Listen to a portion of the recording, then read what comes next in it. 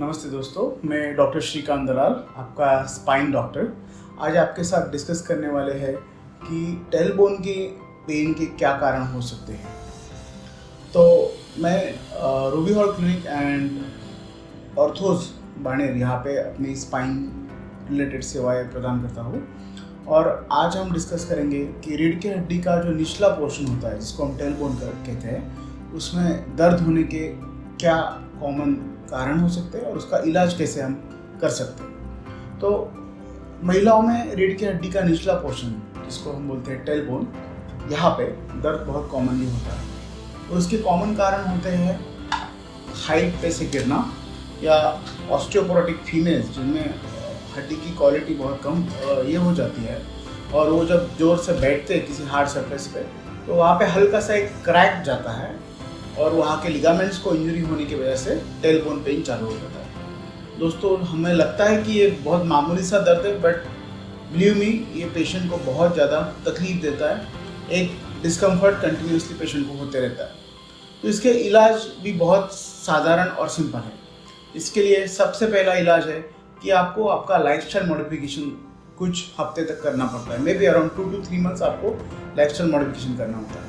इसमें हम क्या रेकमेंड करते हैं कि एक राउंडेड पिलो या कॉक्सिक्स पिलो हम बोलते हैं, उस पिलो में पिछला वाला जो गोल हिस्सा होता है उस पर आपको कंटिन्यूसली बैठना पड़ता है। दूसरा रिकमेंडेशन ये होता है कि किसी सॉफ्ट सरफेस पे आपको बैठना है, कभी भी हार्ड सरफेस पे बैठना नहीं है। तीसरा, कुछ फिजियोथेरेपी और मेडिसिन रिलेटेड एक्सरसाइजेस होती है जिससे आपको जो सूजन आई हुई है, इसका रीज़न ये है कि वहाँ पे सूजन आई हुई है, तो सूजन कम करने के लिए हमको एक स्पेसिफिक फिजियोथेरेपी, जिसको हम बोलते हैं गीगल्स एक्सरसाइजेस एंड अल्ट्रासाउंड थेरेपी करनी होती है, जिससे वहाँ की सूजन कम होती है और दर्द कम हो जाता है। और सबसे आखिरी इलाज इसमें होता है कि अगर ये सब करने के बावजूद, जैसे लाइफस्टाइल मॉडिफिकेशन आपने कर लिया, फ्रीक्वेंट ब्रेक्स ले लिए, एवरी 20 to 30 मिनट्स में आपको ब्रेक्स लेने होते हैं। ब्रेक मतलब ऐसे लॉन्ग ब्रेक नहीं होता है, जैसे आपको जगह से उठ के स्ट्रेच अप करके एक ग्लास ऑफ वाटर लेके आप फिर से वापस बैठ सकते हैं। और अनदर इम्पोर्टेंट एडवाइस ये रहता है इसमें कि आपको डाइटरी सोर्सेस आपके जो है विटामिन डी, B12, ये हमेशा अच्छे से मेंटेन करने रहते हैं। और ये सब करने के बावजूद भी अगर आपका टेलबोन का पेन अगर क्रोनिक हो चुका है, मोर देन 2 months से ज़्यादा आपकी रीढ़ की हड्डी के निचले के पोर्शन में दर्द हो रहा है, तो हमें वहाँ पे पेन ब्लॉक या इम्पायर गैंग्लियन ब्लॉक हम उसमें दे सकते हैं।